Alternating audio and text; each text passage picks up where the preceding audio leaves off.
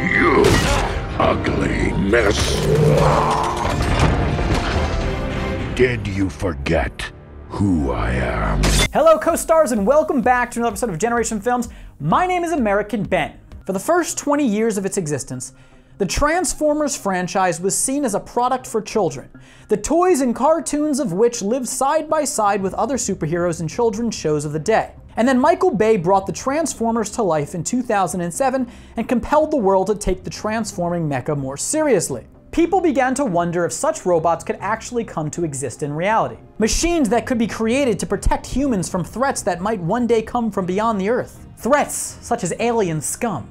And so over the past decade, there have been numerous attempts to imagine and build a real-life Transformer, despite technology that isn't quite ready for such an endeavor. In this video, we will cover the best attempts to make one, from lifeless statues to actual transforming robots. And along the way, we will consider what is lacking in these creations, that prevent them from matching the Transformers we see in movies. Now I must forewarn you, I doubt that anything in this video will impress Generation Films viewers, given that some of you are already at work building advanced armor using technology that doesn't even exist. But I digress. First, some of the most accurate Transformer builds in terms of matching the movie robots don't actually transform, but they deserve a place in this video because they're still damn impressive. Such as the Bumblebee replica that was on display at the 2009 Chicago Auto Show and stood 18 feet tall and weighed in at 3,700 pounds, which if you convert to proper international metrics, is 3,700 pounds. Then there's the handmade Bumblebee Transformer selling on Etsy for a cool $12,500. The statue, made from recycled car and motorcycle parts, stands 7.5 feet or 2.2 meters tall and is made by a company that claims to have sold Transformer sculptures to many celebrities around the world. Do it! Just do it!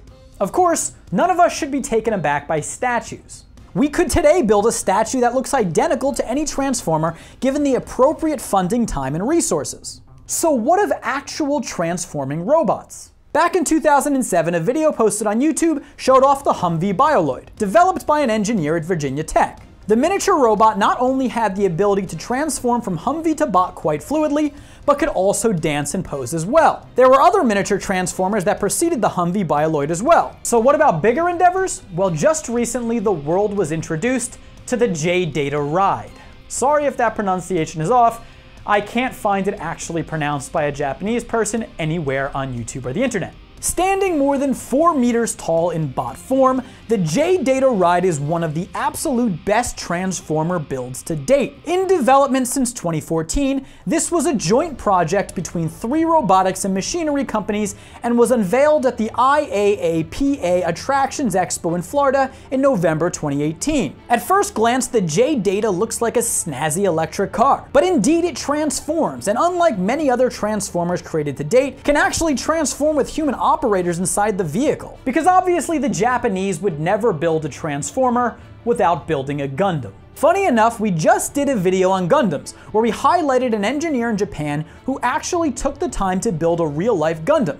And while it wasn't exactly a Gundam as in the show, his creation is pretty impressive. And the J-Data ride's design was actually drawn up by Kunio Okawara, a Japanese mechanical designer famous for designing the Gundams in Mobile Suit Gundam. The J-Data's whole transformation process is automated, as one would expect of a Transformer. That said, the J-Data cannot transform with the speed of the Transformers in the movies or cartoon, in which the bots take just seconds to change form. In all, it takes about a minute for the J-Data to transform from car to mecha and vice versa. Additionally, though it can walk and drive on its battery, it walks extremely slow, going only about 328 feet or 100 meters per hour. Its engineers do say that it can drive 37 miles per hour, though I haven't seen it driving at speed. So as noble as this effort is, it's not going to win the war against the Decepticons, but it's an impressive creation nonetheless.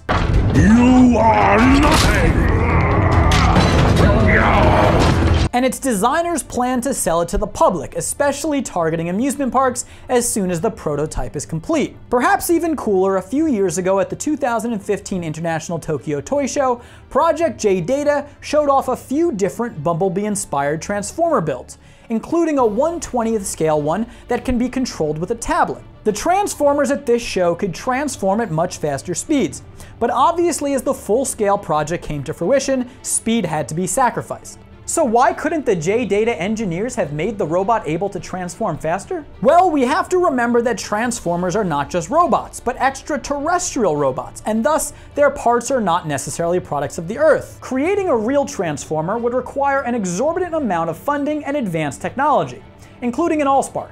According to engineer Michael Belote in an article for How Stuff Works, Transformers require numerous interchangeable modules to work. And even if engineers could make modules to the scale of a Transformer, they would still need to be powered in order to move.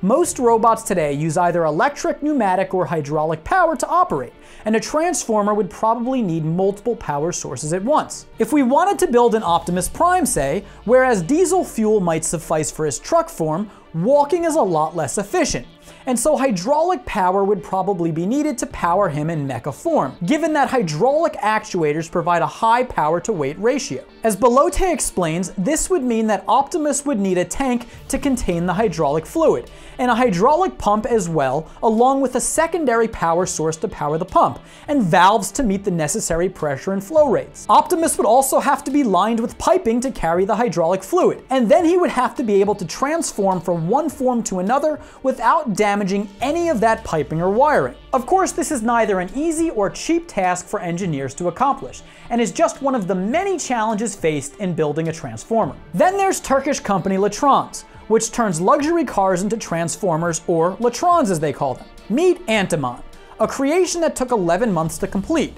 Antimon is a beautiful, shiny, midlife crisis-inspired BMW that transforms into a giant robot. When they first debuted, many people thought that Latron's videos were fakes, but nope, they're 100% legit and they plan to eventually sell to the public. According to Latrons, you can purchase one of their Transformers so long as your project and reasons for use meet the criteria of the Latrons team. No word as of yet if world domination meets that standard. Unfortunately, the car itself can't be driven in person, according to their website, because it is operated by remote control. The bot can't walk yet either, but they do state on their site that they can add this functionality given the requisite funding. So what makes it so difficult to program Transformers with the ability to walk? Well, even after all of the difficulties involved in making bots transform, as stated earlier, there's still a lot to accomplish in terms of technology in order to get the robot stepping one foot in front of the other. The motion of walking is very difficult for robots, according to Michael Belote, as they have to follow a command for each movement, in lifting their legs such an amount, leaning forward such an amount, and extending their leg downward such an amount, and repeating. Humans can simply lean and fall forward, letting their legs absorb the shock of the ground when their foot makes contact with it. Little brain function is required. So despite AI existing that can beat human nerds at Jeopardy, in a physical form, robots cannot operate so quickly. And beyond the complexity of programming a robot to walk, there's the scale issue. Let's think back to Optimus Prime, who probably weighs in the 35 to 40 ton range given the weight of traditional semi-trailers. Even Honda's Asimo robot, long one of the faster bipedal robots in the world, can only walk at a max speed of about 2 miles per hour despite weighing only 119 pounds. Moreover, Asimo's weight ratio is 2.3 pounds per inch, whereas Optimus Prime's could be more than 80 pounds per inch. This all said, even if the Latrons can't be driven or walk on its own, it's still a pretty cool machine. Despite its lack of forward mobility, it has remote control movement technology, voice interaction, 120-degree head rotation ability thanks to a motor, a dynamic hydraulic cylinder system allowing for fast transformation, kinetic fingers, arm and wrist movement, camera integration allowing for speech and movement abilities in real time, fog vision, speaking ability, an LED screen, and Wi-Fi connectivity. It's basically an expensive, pointless toy. Now again, you might say to me, American Ben, listen you beta male cuckboy, that's not a real Transformer. Well, yeah, but this is the stage of technology we are at right now when it comes to Transformers. Not just because of scientific inability, but because of cost as well. All the previous designs, including the J-Data, can't do much more than transform. And so today we salute those who have wasted away their engineering talents to build giant Transformers so that one day humanity will be defended against non-human threats to its existence. Sentinel, where are you? Look down.